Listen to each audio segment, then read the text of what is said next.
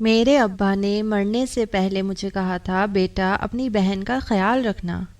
میرے نام پر 2 مارکیٹیں ہیں، ایک میں نے تمہارے لیے رکھ لی ہے اور ایک میں نے اپنی بیٹی فبیہ کے لیے۔ اب وہ مارکیٹ تمہاری امانت ہے۔ اپنی بہن کو رخصت کرتے وقت اور کچھ دو نہ دو مگر ایک باپ کی دعائیں ضرور دینا۔ میں ابا کی بات سمجھ چکا تھا، میری آنکھوں میں آنسو آ چکے تھے۔ میرے والد صاحب نے کلمہ شہادت پڑھا اور پھر اس دنیا سے رخصت کر گئے۔ جب میری بہن کو یہ پتہ چلا کہ اب ابا اس دنیا میں نہیں رہے تو اس کی حالت بہت خراب ہو چکی تھی۔ وہ چیخ چیخ کر رونے چلانے لگی تھی، بس ابا کو ہی آواز دیتی رہی۔ بار بار اسے بے ہوشی کے دورے پڑ رہے تھے، کیونکہ امی بہت عرصہ پہلے انتقال کر چکی تھی۔ اب گھر میں صرف میں اور میری بہن ہی باقی رہ گئے تھے، اور ایسے مشکل وقت میں ہم دونوں بہن بھائی ہی ایک دوسرے کا سہارا تھے۔ رشتہ دار کچھ دن رہے اور پھر چلے گئے۔ اپنے ابا کی آخری وصیت کی طرح میں نے اپنی بہن کا بہت دھیان رکھا تھا، کبھی اس کے ساتھ سختی سے پیش نہیں آیا تھا، بالکل ویسے ہی رکھا تھا جیسے ابا نے کہا تھا۔ بے شک وہ میری بھی لاڈلی بہن تھی۔ میری شادی کی عمر ہو چکی تھی۔ خاندان کی عورتیں میرے پاس آتی اور بہانے بہانے سے یہی کہتی کہ اگر تم چاہو تو ہم تمہیں اپنا بیٹا بنا لیتے ہیں، تم ہمارے گھر کے داماد بن جاؤ گے، وغیرہ وغیرہ۔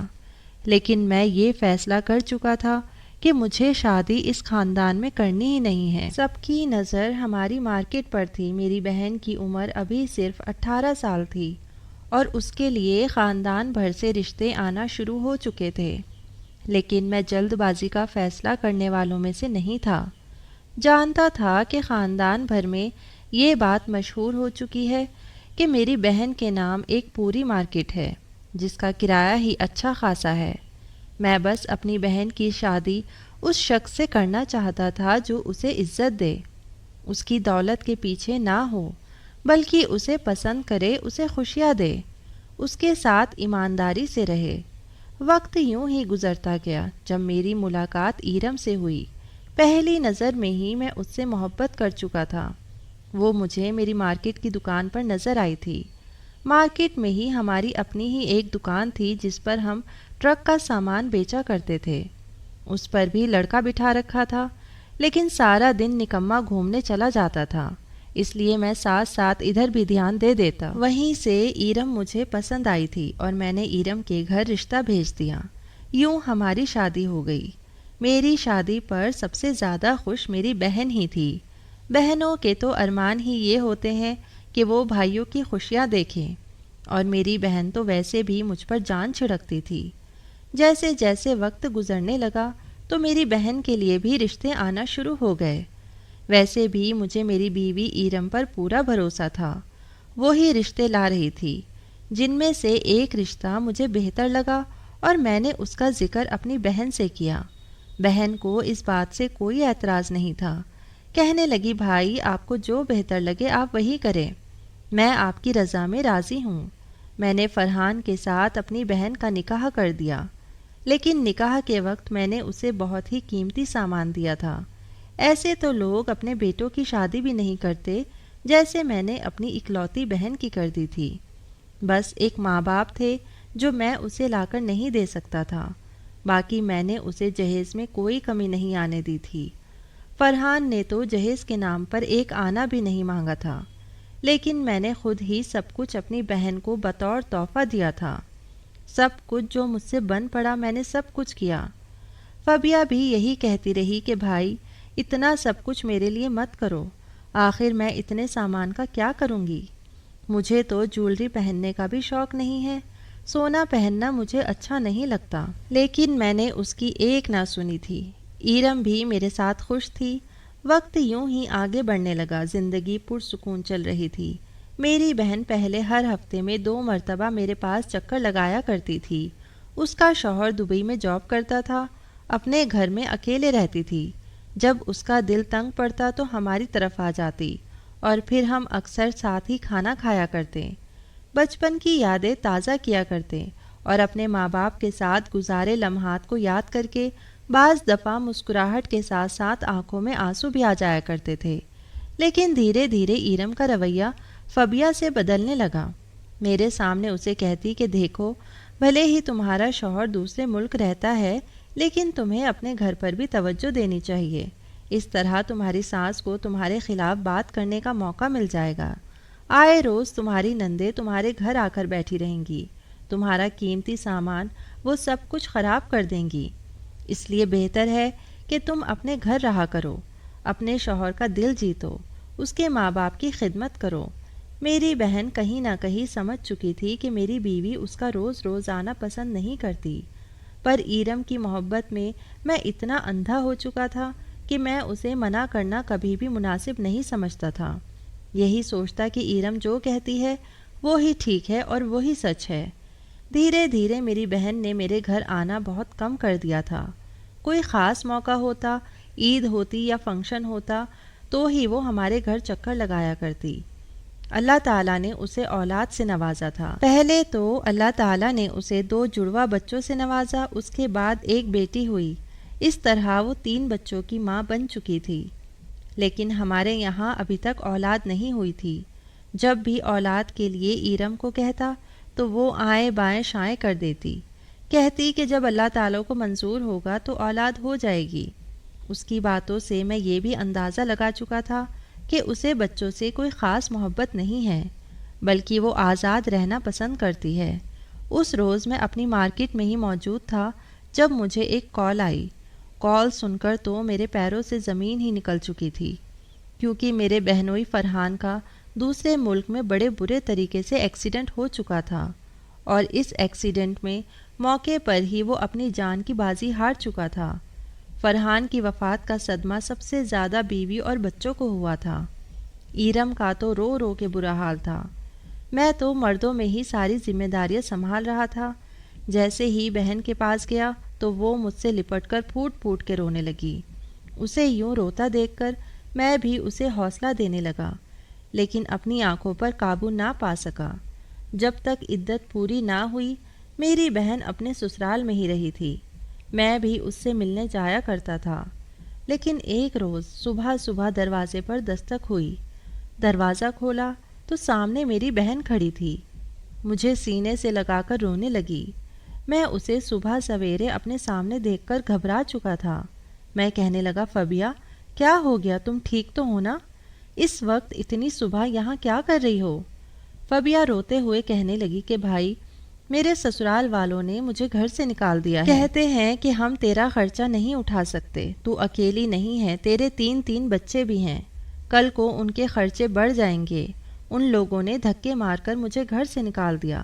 ساری رات میں نے سڑکوں پر مارے مارے پھر کر گزاری ہے، اور جیسے تیسے اس گھر تک پہنچی ہوں۔ اپنی بہن کی اس حالت پر میری آنکھوں میں تو غصے سے خون اگلنے لگا تھا۔ میں نے بہن کو گھر بٹھایا اور سیدھا اس کے سسرال چلا گیا۔ اس کے سسر اور دیور سے خوب لڑائی جھگڑا کیا، لیکن وہ لوگ تو کچھ ماننے کو تیار ہی نہ تھے۔ کہنے لگے، فرحان اب نہیں ہے، ہم اس کے بھائی موجود ہیں، یہ گھر اور یہ جگہ اب ہماری ہے، اس میں فبیہ یا اس کے بچے کا کوئی حصہ نہیں ہے۔ میں بھی یہ کہہ کر آ گیا کہ میری بہن مجھ پر بھاری نہیں ہے، تم لوگوں سے اچھا اس کو رکھتا ہوں اور آگے بھی رکھ لوں گا۔ بہرحال میں اپنی بہن کو گھر لے آیا تھا، لیکن یہ بات ایرم کو بری لگنے لگی تھی۔ سارے گھر کا کام فبیہ ہی سنبھالنے لگی تھی، لیکن میری بیوی سے یہ سب کچھ برداشت نہیں ہوتا تھا۔ ایک دن مجھے کہنے لگی کہ ہمیں فبیہ کی دوسری شادی کروا دینی چاہیے، جوان جہان ہے، خوبصورت ہے، اس کے لیے تو کوئی بھی رشتہ مل جائے گا۔ میں نے جب یہ سنا تو اپنی بہن سے بھی اس کا ذکر کیا۔ فبیہ سے کہا کہ تم دوسری شادی کر لو، پہلی مرتبہ تمہارے نصیب ایسے نکلے، لیکن ضروری تو نہیں کہ ہر مرتبہ ایسا ہی ہو۔ فبیہ رونے لگی تھی، اپنے چھوٹے چھوٹے بچوں کو میرے سامنے کر دیا۔ وہ روتے ہوئے کہنے لگی، بھائی کیا میرا دوسرا شوہر میرے بچوں کو وہ محبت دے پائے گا جو کہ ایک سگا باپ دیتا ہے؟ میرے بچے سوتیلے باپ کا ظلم سہتے رہ جائیں گے، بیٹے تو پھر بھی برداشت کر لیں گے، لیکن میری بیٹی؟ فرحان تو اسے اپنے جگر کا ٹکڑا کہا کرتا تھا۔ اگر میرا دوسرا شوہر میری بیٹی پر ہاتھ اٹھائے گا، اسے ڈانٹے گا یا مارے گا، تو پھر بھلا میں کیسے یہ سب کچھ برداشت کر سکوں گی؟ میری بہن صاف انکار کر چکی تھی کہ وہ کبھی بھی ایسا نہیں کرے گی، تو میں بھی خاموش ہو گیا۔ اتنے عرصے بعد میرے گھر میں بھی خوشخبری آنے والی تھی۔ ایک روز بیوی کی طبیعت خراب ہوئی، ڈاکٹر کے پاس لے کر گیا تو یہ پتہ چلا کہ وہ ماں بننے والی ہے۔ میں تو خوشی سے ہواؤں میں اڑ رہا تھا، لیکن مجھ سے بھی زیادہ فبیہ خوش تھی۔ کہنے لگی کہ میں سارے گھر کی ذمہ داری سنبھال لوں گی اور اپنی بھابھی کا بھی خوب دھیان رکھوں گی تاکہ ان کی صحت پر کچھ اثر نہ پڑے۔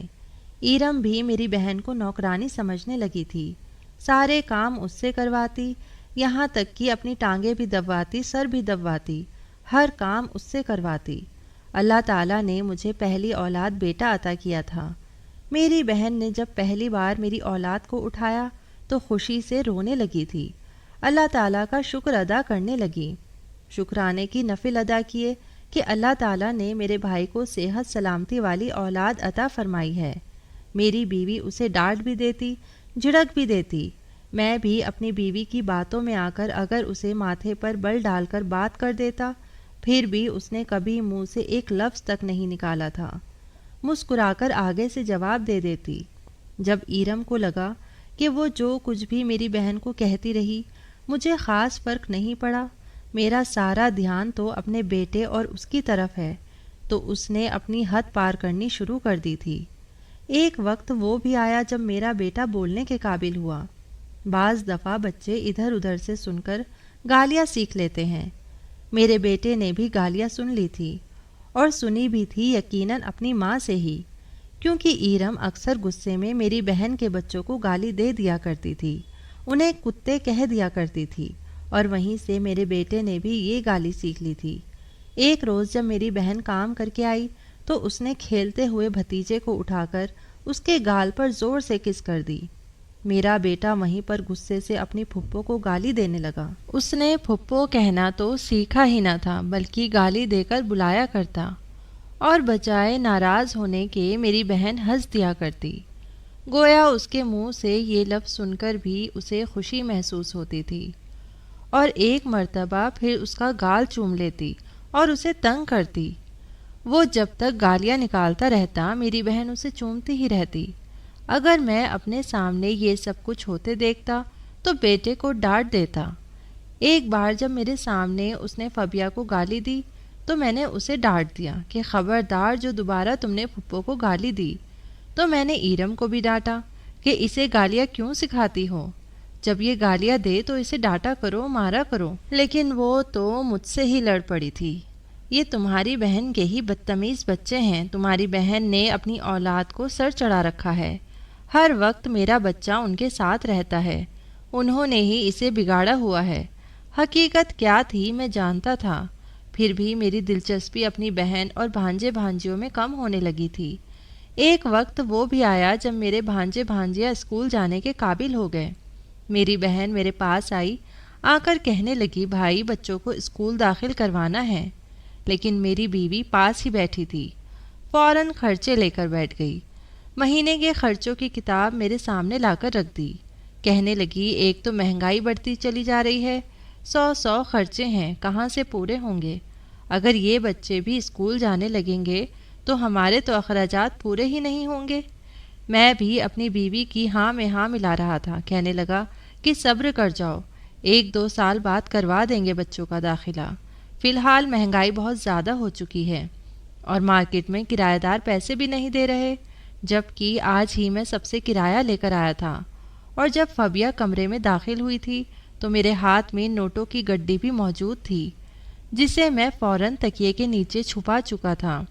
میری بہن نے جب یہ سنا تو فوراً کہنے لگی کہ بھائی پہلے ہی میرے بچے بڑے ہو چکے ہیں، ابھی تک ان کو اسکول نہیں ڈالا، بہت لیٹ ہو چکے ہیں، ان کی تعلیم کے مطابق ان کے ہم عمر کے بچے تو 2 سے 3 کلاس میں پڑھ رہے ہیں، اب اور کتنا انتظار کروں گی؟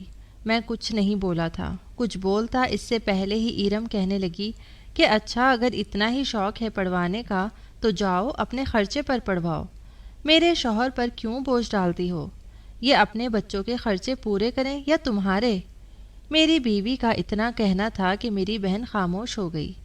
کچھ دیر کے بعد کمرے سے باہر نکلی تو اس کے ہاتھ میں ایک بیگ تھا، ہمارے گاؤں میں ایک پرانا مکان موجود تھا جہاں پر ہم پہلے رہا کرتے تھے، لیکن پھر شہر میں شفٹ ہو چکے تھے۔ میری بہن کہنے لگی کہ میں اسی گھر میں جا کر رہ لوں گی۔ میں نے بھی اسے نہیں روکا تھا۔ میری بہن وہاں چلی گئی۔ میں نے خرچے کے نام پر اس کے ہاتھ پر 1 روپیہ تک نہیں رکھا تھا۔ گاؤں جا کر سب سے پہلے تو اس نے اپنا زیور بیچا تھا۔ زیور کا کچھ حصہ بیچ کر اس نے گھر میں سودا منگوایا تھا، پھر اپنے لیے سلائی مشین لی اور یوں کپڑے سلائی کڑھائی کر کے وہ اپنا اور اپنے بچوں کا گزارا کرنے لگی۔ اپنے بچوں کے لیے اس نے سرکاری اسکول چنا تھا، وہیں بچوں کو پڑھانے لگی۔ مجھے بھی اپنی بہن سے خاص محبت نہ رہی تھی، وہ جیے یا مرے، جیسے میرا اس سے کوئی واسطہ ہی نہیں تھا۔ میں ایرم اور اپنے بچوں کے ساتھ خوش تھا۔ دھیرے دھیرے وقت گزرا اور میں 2 بچوں کا باپ بن گیا۔ میری بہن کے بچے مڈل کلاس تک تعلیم حاصل کر چکے تھے، لیکن آگے حاصل کرنے کے لیے میری بہن کے پاس پیسے نہیں تھے۔ وہ کئی سالوں کے بعد میرے گھر آئی تھی۔ میرے بچے تو اچھے خاصے انگلش میڈیم اسکول میں پڑھ رہے تھے، کسی چیز کی کوئی کمی نہیں تھی۔ اس روز میری بہن میرے گھر آئی اور آ کر مجھ سے کہنے لگی کہ بھائی میرے حصے کی وراثت دے دو۔ ابا نے جو مارکیٹ میرے نام کرنی تھی وہ مجھے دے دو، تاکہ ان کے کرائے سے میں اپنا اور اپنے بچوں کا گزارا کر سکوں۔ ان کو میں نے خوب پڑھانا لکھانا ہے اور مجھے اب پیسوں کی بھی ضرورت ہے۔ میرے سلائی کڑھائی سے اب گھر کے خرچے نہیں چلتے۔ جب میں نے یہ سنا تو حیرت میں مبتلا ہو چکا تھا۔ مجھے تو عیاشیوں کی عادت پڑ چکی تھی۔ اسی پل میری بیوی بولی اور کہنے لگی کہ تم یہیں آ جاؤ، ہمارے پاس گاؤں میں کہاں بچوں کو پڑھاؤ گی؟ یہ شہر ہے، اتنا بڑا گھر ہے، ہمارا اوپر والا پورشن ویسے بھی خالی ہے، بچوں کے ساتھ وہیں آ جاؤ، تمہارے بھائی تمہاری اولاد کو پڑھا دیں گے۔ بہن تو خوش ہو چکی تھی۔ کچھ دن بعد ہی وہ اپنا سارا سامان لے کر شفٹ ہو چکی تھی، جبکہ ایرم مجھے کہنے لگی کہ اگر مارکیٹ اپنی بہن کے نام کرو گے تو کروڑوں کا نقصان اٹھاؤ گے، اگر ان کے بچوں کو چند روز پڑھا دو گے تو معاملہ دب سکتا ہے۔ میں نے ایسا ہی کیا تھا، بہن کو یہیں بلا لیا اور اس کے بچوں کو اسکول بھی ڈلوا دیا، لیکن دھیرے دھیرے مجھے میری بیوی نے پیسوں کا لالچ سکھا دیا تھا۔ کہنے لگی کہ ایسے پیسے جاتے رہیں تو ہمارے لیے تو کچھ بچے گا نہیں، ہم تو سڑک پر آ جائیں گے۔ یوں ایک روز ہم نے فیصلہ کیا کہ کیوں نہ فبیہ کو مار دیا جائے، ویسے بھی اکثر بیمار ہی رہتی ہے، مر جائے گی تو جان چھوٹ جائے گی۔ یہ سوچ کر میرے دل میں دولت کی ہوس اتنی جاگی کہ میں نے دودھ کا گلاس لیا اور اس دودھ میں میں نے زہر ملا دیا۔ اپنے ہاتھوں سے میں نے وہ زہر والا دودھ کا گلاس اپنی بہن کو دے آیا۔ کہنے لگا اس کو پی لو، ربڑی دودھ ہے، میں سب کے لیے لایا تھا۔ اپنے بھانجے بھانجیوں کو تو میں پہلے ہی نیچے بھیج چکا تھا، وہ میرے بچوں کے ساتھ بیٹھ کر ربڑی دودھ پی رہے تھے، لیکن بہن کے دودھ میں زہر ملا چکا تھا۔ وہ دودھ پیتی رہی، ساتھ ہی مجھ سے یوں ہی بچپن کی باتیں کرتی رہی۔ جیسے جیسے دودھ نے اثر دکھانا شروع کیا، میں نے دروازے کو باہر سے کنڈی لگا دی۔ میری بہن اندر ہی تڑپ تڑپ کر مر چکی تھی، اس کے منہ سے جھاگ اور فرش پر بکھرے کانچ اور گلاس تھے۔ میں نے سارے ثبوت صاف کر دیے تھے اور پھر اپنی بہن کو بستر پر لٹا کر اس کی کلائی پر چھری سے کٹ لگا دیا۔ خون بہنے لگا تھا، خود میں نیچے آ گیا۔ تھوڑی دیر کے بعد جب میرے بھانجے بھانجیاں اوپر گئے تو چیخنے چلانے کی آوازیں آنے لگی۔ سب سے زیادہ میں ہی دہاڑے مار کر رویا تھا کہ میری بہن مر گئی ہے۔ دل دل میں اور ایرم خوش تھے کہ چلو جان چھوٹی۔ بچوں کو ہم نے فبیہ کے مرنے کے 1 مہینے بعد ہی واپس ان کے ددیحال بھیج دیا تھا، لیکن ددیحال والوں نے بھی رکھنے سے انکار کر دیا۔ کہنے لگے ہم کیوں پالے بھائی، ہمارے اپنے 100 خرچے ہیں۔ میں نے بھی بچوں کو یوں ہی سڑک پر چھوڑ دیا۔ بہن کے سسرال کے پڑوس میں رہنے والے شخص نے جب دیکھا تو وہ میرے بھانجے بھانجیوں کو اس جگہ چھوڑ آیا جہاں پر ان جیسے کئی لاوارث بچے رہتے ہیں جن کا کوئی ٹھکانہ نہیں ہوتا۔ میں اپنی زندگی بڑی خوشگوار گزار رہا تھا، لیکن پھر میرے بیٹے جوان ہو گئے۔ بیٹوں نے کہا کہ کینیڈا میں بزنس کرنا ہے تو مارکیٹ بیچنی ہے۔ میں نے اپنی بہن والی ساری مارکیٹ بیچ دی، کروڑوں روپے ہاتھ آئے تھے، سب کچھ اپنے بچوں کو دے دیا۔ دونوں بیٹے باہر کے ملک جا کر سیٹل ہو گئے، کاروبار شروع کر دیا۔ کاروبار کو اور بڑھانے کے لیے انہوں نے یہ گھر اور دوسری مارکیٹ بھی بیچنے کا کہا۔ میں نے انکار کیا، لیکن اب میں کمزور ہو چکا تھا۔ بیٹوں کے آگے کہاں چلتی ہے؟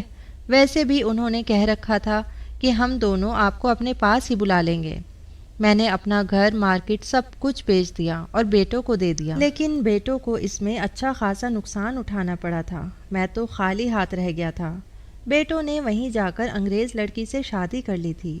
بیوی نے جب دیکھا کہ میں کنگال ہو گیا ہوں تو جیسے تیسے بیٹوں سے لڑ کر خود کینیڈا ہی چلی گئی اور وہیں پر رہنے لگی، اور میں انہیں کال کرتا، پیسے منگواتا۔ بھکاری کی طرح بیٹوں کے سامنے ہاتھ پھیلانے پڑتے، لیکن وہ پیسے نہ بھیجتے۔ مجبوراً ایک دن بھوک سے اتنا تنگ آیا کہ اپنا موبائل بھی بیچ دیا، اور پھر میری قسمت مجھے اس مارکیٹ کے حصے پر لے آئی کہ میں اب بیٹھا سارا دن لوگوں کو آتے جاتے دیکھتا رہتا ہوں۔ یہ زمین، یہ پیسے، سب کچھ یوں ہی آباد ہے، لیکن میں اجڑ چکا ہوں۔ شاید میں نے اپنے ماں باپ کی بات نہیں مانی تھی، اپنی بہن کو اس کا حق نہیں دیا تھا۔ آج اگر میں اپنی بہن کو اس کا حق دے دیتا، اس کا قتل نہ کرتا، تو شاید میری زندگی کچھ اور ہوتی۔ ارے میری بہن تو میری گالی بھی پھول سمجھا کرتی تھی، اور میں نے کیا کیا؟ اپنے ہاتھوں سے اپنی خوشیوں کا گلا گھونٹ دیا، اور اب میں ایک بھکاری بن کر سڑکوں پر بھیک مانگتا پھرتا ہوں اور اپنا پیٹ پالتا ہوں۔